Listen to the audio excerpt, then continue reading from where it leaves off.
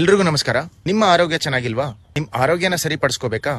ಹಾಗಾದ್ರೆ ಈ ನಂಬರ್ ನೆನ್ಪಿಟ್ಕೊಳ್ಳಿ, 9876543221. ಇದು ಯಾರಿಗೋ ಕಾಲ್ ಮಾಡಿ ಆರೋಗ್ಯನ ಪಡ್ಕೊಳ್ಳೋ ಫೋನ್ ನಂಬರ್ ಅಲ್ಲ. ನಿಮ್ಮ ಆರೋಗ್ಯನ ಕಾಪಾಡ್ಕೊಳ್ತಕ್ಕಂತಹ ಪ್ರತಿದಿನ ನಾವು ಪಾಲಿಸಲೇಬೇಕಾದಂತ ನಂಬರ್ಗಳು.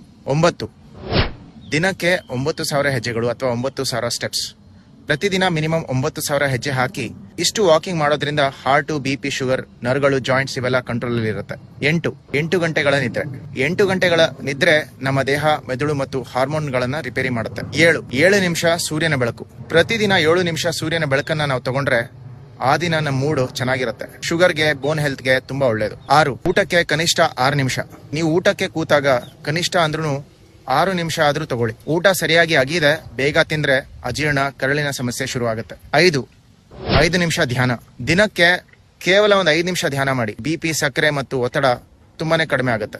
4 ನಿಮಿಷ ಮೌನ ಅಥವಾ ಸೈಲೆನ್ಸ್. ಪ್ರತಿದಿನ 4 ನಿಮಿಷ ಮೌನದಲ್ಲಿ ಕೂತ್ಕೊಳ್ಳಿ. ನಿಮ್ಮ ಉಸಿರಿನ ಮೇಲೆ ನಿಮ್ಮ ಮನಸ್ಸನ್ನ ಕೇಂದ್ರೀಕರಿಸಿ. ಇದರಿಂದ ಸ್ಟ್ರೆಸ್ ಹಾರ್ಮೋನ್ಸ್ ಕಡಿಮೆ ಆಗುತ್ತೆ. 3 ವಿಧದ ತರಕಾರಿಗಳು.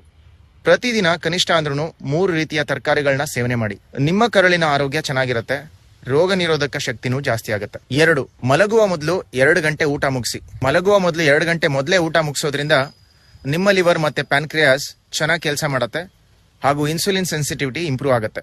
1 ಮಲಗುವ ಮೊದಲು 1 ಗಂಟೆ ಡಿಮ್ ಲೈಟ್. ಮಲಗುವ ಮೊದಲು 1 ಗಂಟೆ ಮುನ್ನ ನಿಮ್ಮ ಬೆಡ್ರೂಮ್ ನ ಲೈಟ್ ನ ಕಡಿಮೆ ಮಾಡಿ. ಇದರಿಂದ ಮೆಲಟೋನಿನ್ ಅನ್ನೋ ಹಾರ್ಮೋನ್ ಸರಿಯಾಗಿ ರಿಲೀಸ್ ಆಗಿ ನಿಮ್ಮ ನಿದ್ದೆ ಸರಿಯಾಗಿ ಆಗುತ್ತೆ. ಈ ನಂಬರ್ನ ನೀವು ಡೈಲಿ ಫಾಲೋ ಮಾಡಿದ್ರೆ ಹಾಸ್ಪಿಟಲ್ ನಂಬರ್ ಆಗ್ಲಿ, ಡಾಕ್ಟರ್ಗಳ ಫೋನ್ ನಂಬರ್ ಆಗ್ಲಿ ಬೇಕಾಗಲ್ಲ.